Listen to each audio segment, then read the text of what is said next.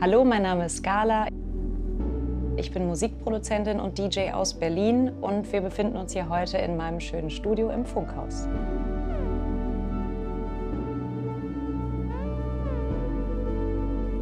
Ich finde es unheimlich schwierig, meinen Musikstil zu beschreiben. Ich habe sowohl Tracks wie Beide alleine, der hat sehr viele klassische Elemente, Geigen und Cello und Klavier.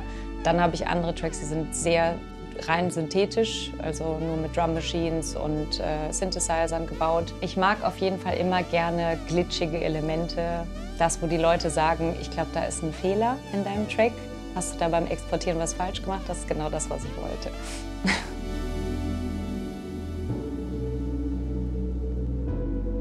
Mein Vater war damals Klavierlehrer und meine Mutter war Sängerin im Chor und in einer Band. Und dadurch gab es bei uns zu Hause immer Musik und ich habe selber dann auch mit 6 Jahren angefangen, Klavier zu spielen.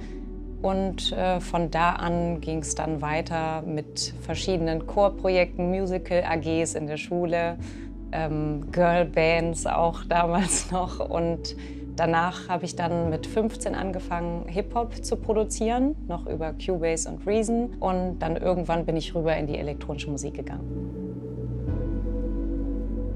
Dass ich Musik beruflich machen will, hat tatsächlich sehr lange gedauert. Auch wenn ich schon sehr früh angefangen habe, Musik zu machen, wurde mir das eigentlich immer beigebracht, dass es ein schönes Hobby ist, aber kein Job, den man macht. Also man soll immer was Richtiges lernen. Und deshalb habe ich auch erstmal was Richtiges gelernt und war Immobilienkauffrau tatsächlich. Und habe das auch lange gemacht und bin aber dann 2015 ins Ausland gegangen und habe in Australien gelebt, also bin dort richtig hin ausgewandert. Und dort habe ich weiterhin hobbyhaft auch Musik gemacht und mich haben aber immer wieder Leute angesprochen und gesagt, wieso machst du das nicht zum Job, du könntest auch damit Geld verdienen. Und zurückblickend muss man leider sagen, ich brauchte die Bestätigung von außen, dass man mir gesagt hat, mach das doch mal beruflich, bis ich mich getraut habe, auch dieses Selbstbewusstsein überhaupt zu entwickeln, das zu machen. Mein erster richtiger Gig war in Sydney tatsächlich, als ich da gelebt habe, im The Burdekin. Und ich weiß noch ganz genau, ich habe halt damals auf so einem kleinen Controller gelernt aufzulegen, weil das Auflegen bei mir viel später kam. Also ich habe erst produziert, wie gesagt, mit 15 angefangen, so mit Hip-Hop-Beats und allem. Und Auflegen kam halt erst vor so knapp 7, 8 Jahren. Und da habe ich halt auf einem kleinen Controller gespielt und dann im Club gab es aber halt CDJs. Und ich war erstmal total überfordert damit und habe gedacht, oh Gott, wo sind die Knöpfe, wo muss ich hier was einstellen?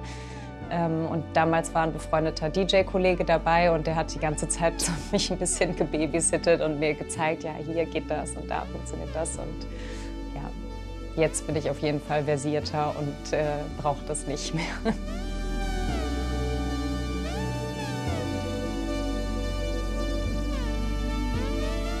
Tatsächlich hat es mir sehr geholfen, nach Berlin zu ziehen. Ich weiß, dass viele sagen, man muss nicht unbedingt in Berlin wohnen, aber persönlich fand ich sehr schön, mit den Leuten von den Labels, von den Veranstaltern direkt in Kontakt zu treten. Ich finde, wenn man noch mal so ein Gesicht hat, ist es auch leichter, irgendwie mit den Leuten in Kontakt zu kommen. Deswegen bin ich sehr viel auf Veranstaltungen gegangen, sehr viel in Clubs gewesen, habe geguckt, welche DJs mit welchen anderen DJs zusammen irgendwo sind und mich denen vorgestellt, konkret, um mit denen auch vielleicht zu kollaborieren, um Musik zu machen. Und das hat mir auf jeden Fall sehr geholfen, einfach viele Gleichgesinnte um mich zu haben. Also eine meiner wichtigsten Kollaborationen war auf jeden Fall mit Stil for Talent. Das ist ein Label, das hier aus Berlin kommt, von Oliver Kolecki. Und es war für mich schon immer ein Traum, dort zu releasen. Und ich habe tatsächlich mir ein Dreamboard damals gemacht. Und da stand das mit drauf, dass ich irgendwann bei Stil for Talent releasen kann. Und die haben öfter solche Store-Sessions, wo die quasi so kleinere Gigs machen im Büro von denen. Und da bin ich damals hin und habe gehofft, dass ich dann Oliver Kolecki dort treffe. Und den habe ich dann dort auch gesehen. Und dann bin ich halt zu ihm hin und habe gesagt, hallo, ich mache auch Musik und kann ich dir mal was schicken? Und dann habe ich ihm was geschickt und dann fand er es aber nicht gut. Und dann habe ich noch mal was geschickt, fand er immer noch nicht gut. Und irgendwann hat er dann mal was gefunden, was ihm gefallen hat. Und das war 2019, hat er dann meinen Track Connection released. Also eine meiner größten Herausforderungen war definitiv, die Musik erstmal zum Beruf zu machen, weil das halt nicht direkt von heute auf morgen funktioniert. Am Anfang hat man irgendwie noch ganz viele Nebenjobs, die man machen muss und man möchte ganz viel machen, man kriegt aber keine Gigs oder man kriegt ganz schlecht bezahlte Gigs. Und da immer wieder die Motivation zu finden und zu sagen, okay, ich mache trotzdem weiter, obwohl es alles so anstrengend ist. Das war auf jeden Fall oder ist auch, glaube ich, konstant immer eine Herausforderung. Und die Corona-Zeit war auf jeden Fall dann, ich würde mal sagen, der Peak dieser Herausforderung, weil es einfach dann gar nicht mehr möglich war, Geld zu verdienen. Und zu dem Zeitpunkt war ich eigentlich schon an dem Punkt, wo ich komplett von der Musik gelebt habe. Und dann ist mir das halt alles weggebrochen. Und das war sehr schwierig, auch da Motivation zu finden, Musik überhaupt zu produzieren. Ich hatte zwar unheimlich viel Zeit, aber überhaupt keine Inspiration. Und ich bin froh, dass die Zeit vorbei ist und ich jetzt wieder auftreten kann und dadurch auch Inspiration sammeln kann und neue Musik mache. Es gibt tatsächlich gar nicht so ein festes Konzept, wie ich an einen Track rangehe. Ich habe, sag mal, so ein Muster, wenn ich Ableton aufmache, da ist einmal eine Drumrack drin mit verschiedenen Kicks und dann nochmal irgendwie den External Instruments, dass ich halt meine Synths irgendwie anschließen kann und dann jam ich in der Regel irgendwie rum, sei es mit einem Drum Loop oder mit einer Vocal Line. Also da gibt es eigentlich wirklich kein festes Schema. Es muss irgendeine Idee zünden und dann baut sich darauf hinauf alles aus. Also mein erster Synthesizer, den ich mir gekauft habe, war der Microkorg hier oben. Ich benutze ihn jetzt nicht mehr sehr viel.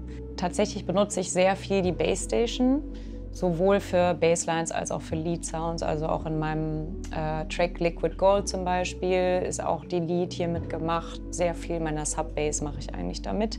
Dann habe ich noch meine kleinen Drum-Machines. Da habe ich einmal den Electron Cycles und die kleine TR6S, wo ich viel mitmache. Und ich arbeite aber auch unheimlich viel mit Samples und mache auch gerne Samples selber, mit meiner Stimme zum Beispiel, als auch mit allem Möglichen, was ich draußen recorde. Also ich nehme oft auch mal einfach mein Handy tatsächlich mit, gerade wenn ich auf Reisen bin und irgendwas höre und denke, oh, ich nehme das einfach kurz auf und dann verwerte ich das im Studio auf eine andere Art und Weise.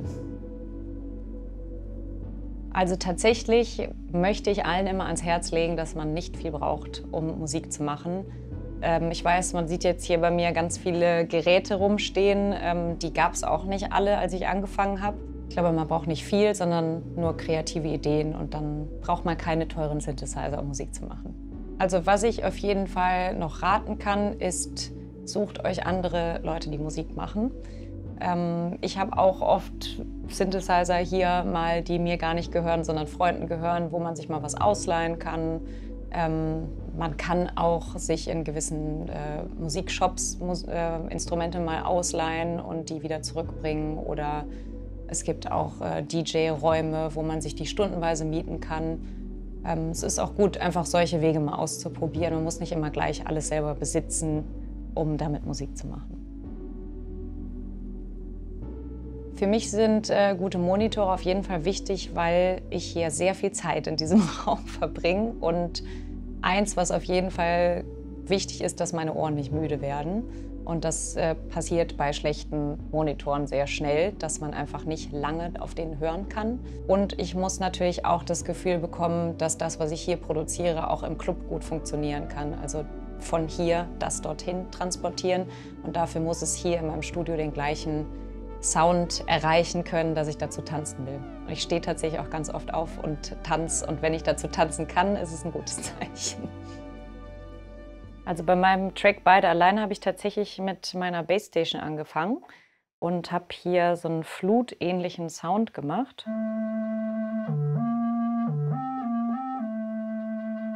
Die Flut kommt eigentlich durch den LFO zustande, also dadurch, dass der so ein bisschen den Charakter, sag ich mal, vom Pusten in der Flöte gibt.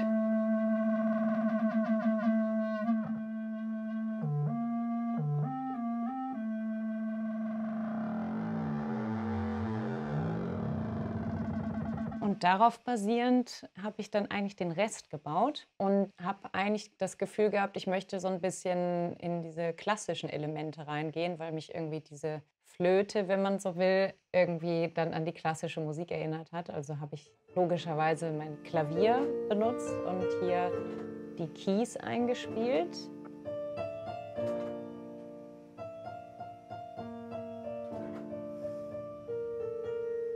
Und das war tatsächlich komplett improvisiert. Ich habe mir nicht mal mehr die Arbeit gemacht, das irgendwie zu quantisieren, wenn man hier mal reinschaut.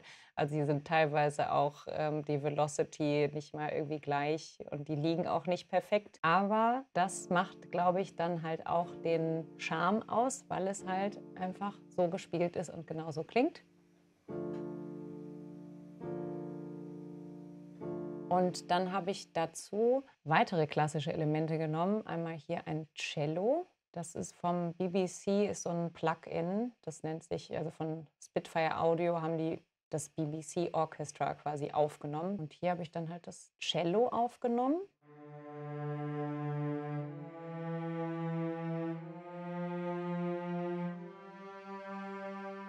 Und natürlich diese Strings hier im Break.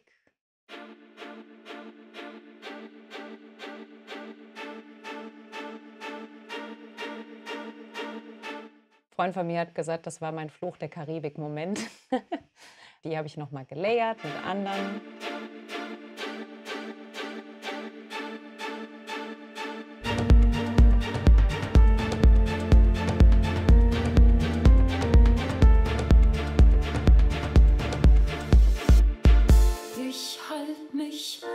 Genau, und da hört man auch schon das Vocal. Und zwar habe ich das hier aufgenommen und habe die Vocals versucht, auch ein bisschen altmodischer zu singen. Also ich hätte sie natürlich auch poppiger singen können und mehr so, ich halt mich an dir fest. Ich habe es aber bewusst, ich sag mal altmodisch, ein bisschen dieses Staccato gemacht, um halt diesen ganzen eher klassischen Flair irgendwie da reinzukriegen. Und deshalb auch so von den Percussions her irgendwie Toms und alles ein bisschen organischer als normalerweise. Hier sind die High. Und das ist im Prinzip beide alleine und die einzelnen Elemente, wie das dann zusammengekommen ist. Und dann klingt das so. Ich halt mich an dir fest, geb dir die Kontrolle, du tanzt mit dir. Ja, was auf jeden Fall ein Highlight war letztes Jahr von meinem Track Beide alleine. Das ist ja der mit meinem ersten deutschen Vocal, den ich rausgebracht habe auf Stil vor Talent. Und Oliver Kolecki hat den beim Burning Man gespielt, beim Sonnenaufgang. Ich war leider nicht persönlich dabei, ich wäre sehr gerne dabei gewesen, aber es sah super schön aus. Das war ein sehr schönes Gefühl, dieses Video zu sehen.